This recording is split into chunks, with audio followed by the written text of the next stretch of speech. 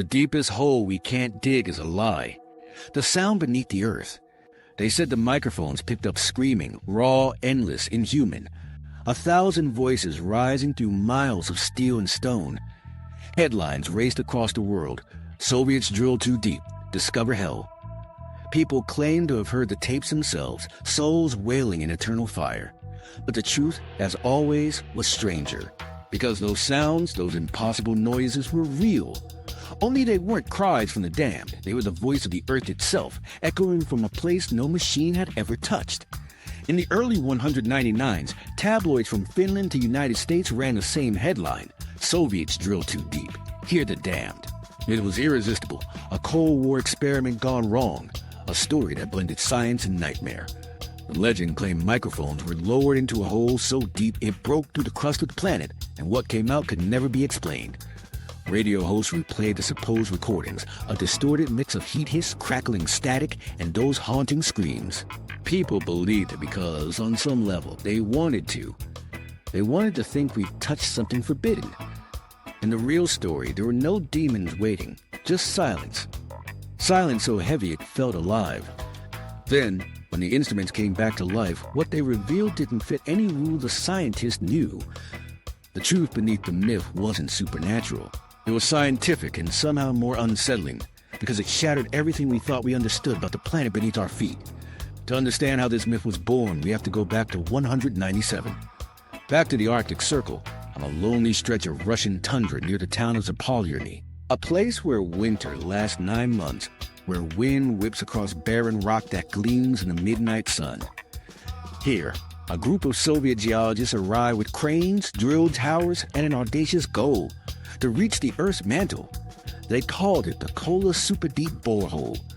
On maps, just SG3. But among scientists, it was whispered as something close to madness, a dream to touch the unseeable. It began as a matter of knowledge, but it carried the pulse of Cold War pride. The Americans had gone up to the moon, and the Soviets wanted to go down.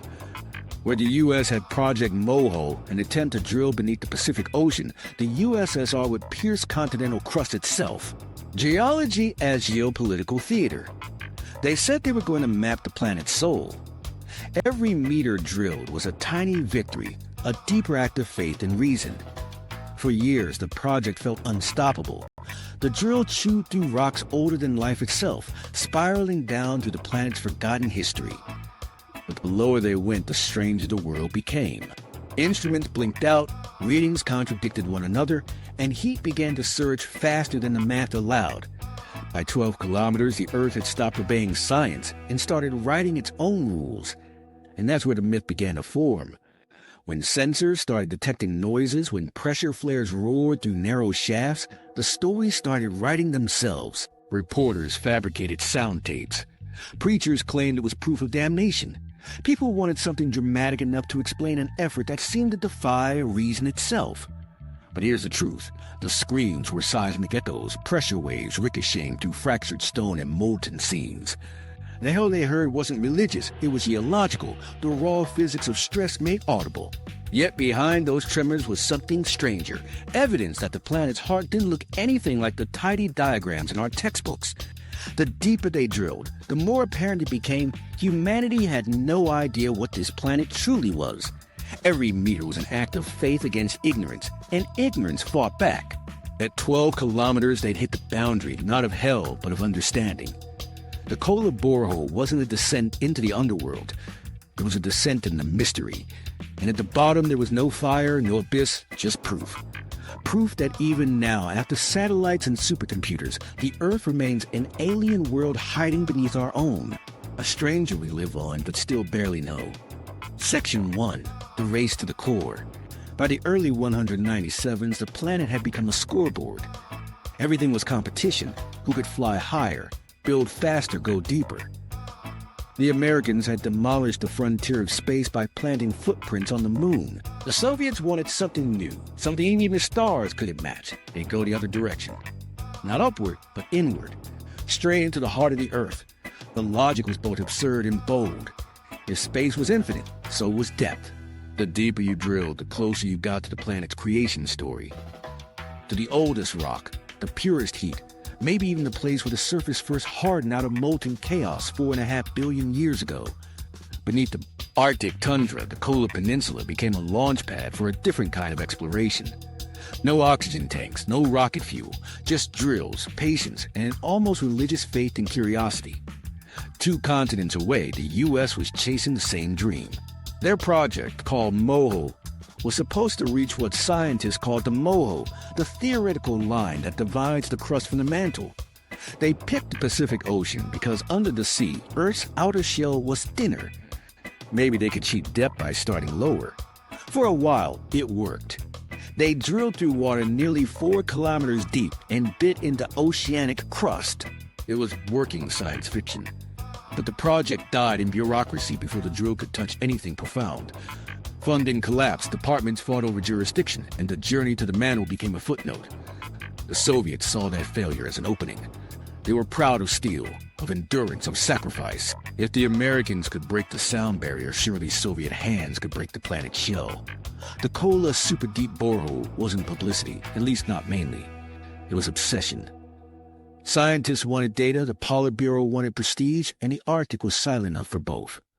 Zapolyarny was no one's idea of paradise, a mining town on the edge of the Arctic Circle, closer to the North Pole than to Moscow, surrounded by endless rocks sprayed with frost even in July. The place was so remote that radio contact sometimes lagged. Wind rattled the steel rig day and night. Workers described it like living at the end of the world, a gray horizon in every direction, a sky that never fully darkened in summer and never fully brightened in winter. Yet in that nothingness, they built something colossal. A spindly lattice tower rose from the tundra, holding the weight of millions of meters of steel tubing. At its base gleamed a cluster of small prefab huts, living quarters, labs, drilling control rooms. Beneath them, the ground trembled all day from the rotors spinning downward, eating through the crust at a few meters per day. Every so often, the drillers would pull up a core, a cylinder of rock from miles below. These samples were older than any mountain chain, some more than 2 billion years. They contained crystals the size of grains of sand, pressed together by unimaginable pressure, each layer a frozen second of Earth's original heartbeat. To the geologists on site, it was like archaeology in deep time. Some whispered that touching those rocks felt wrong, sacred even. They were never meant to see daylight again. At first, everything looked like victory. Machines performed, the drilling fluids held pressure, and Soviet engineers bragged that nothing could stop them. The Kola project became a showcase of communist confidence. Articles in Pravda called it a conquest of the internal cosmos. Just as the space program conquered the heavens, this would map the depths. Television crews filmed heroic workers covered in gray mud, smiling under banners of red and gold. It was propaganda with genuine wonder behind it.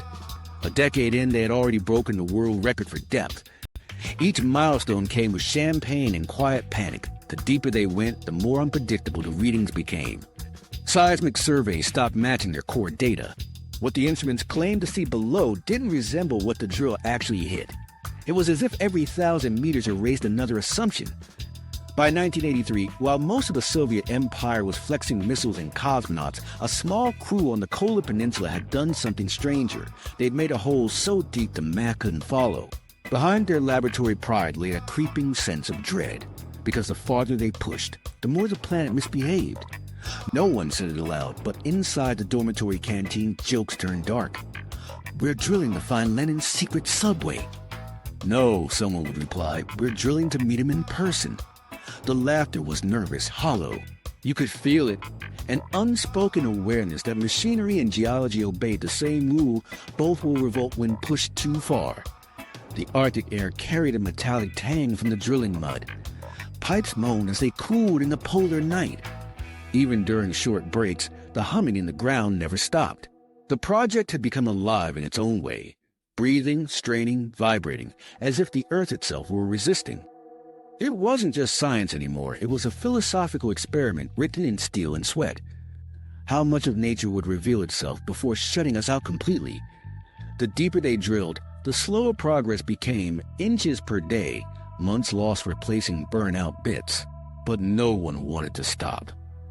Stopping meant admitting there were boundaries. What made the Kola project terrifying wasn't the risk of collapse or heat. It was realizing that the unknown beneath was infinite.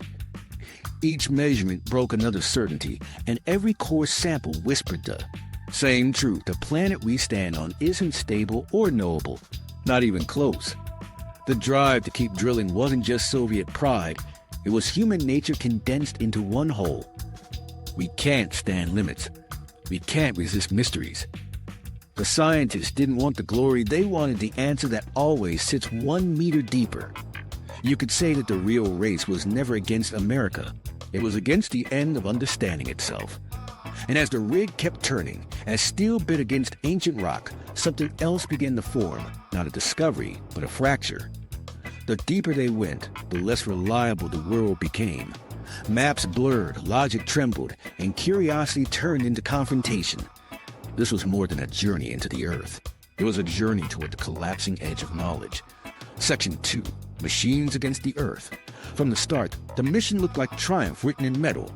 The Soviets had always believed machines could outthink the planet itself. Tractors for fields, reactors for rivers, rockets for the sky. Drills were just another extension of that faith. One more proof that humans were not bound by geology. The rig on the Kola Peninsula became a mechanical cathedral to that idea. 12 stories of humming steel, rotating down into rock older than life, chasing a silence no one had ever touched. Every rotation of the drill was a small victory. The control room smelled of hot oil and coolant, its walls plastered with analog gauges that trembled with every shift in torque. Operators monitored pressure screens where tiny flickers marked the drill bit's struggles against rock that hadn't moved in eons. For the first several kilometers, things worked beautifully. The bit bit back, so to speak. It chewed through granites and metamorphic layers like a mechanical predator, sending up powdered rock and shards of stranger things, mineral veins that glittered blue, crystals warped by ancient heat, fossilized grains that looked almost melted. At the heart of it all was the rotary system, the pride of Soviet engineering. In conventional rigs, the entire column of pipe rotated. Here, they inverted the concept. The bit itself spun, driven by pressurized drilling mud pushed through narrow channels. This meant the miles of pipe above could stay still, avoiding catastrophic torque. It was genius, a machine designed to ignore gravity and friction, to spin cleanly in an environment made to crush it. But every kilometer added new kinds of pressure, not just mechanical, but existential. By 10 kilometers, the bit had twisted through strata no one had names for. Temperatures climbed, mud thickened, and the vibrations coming through the drill line began to sound wrong.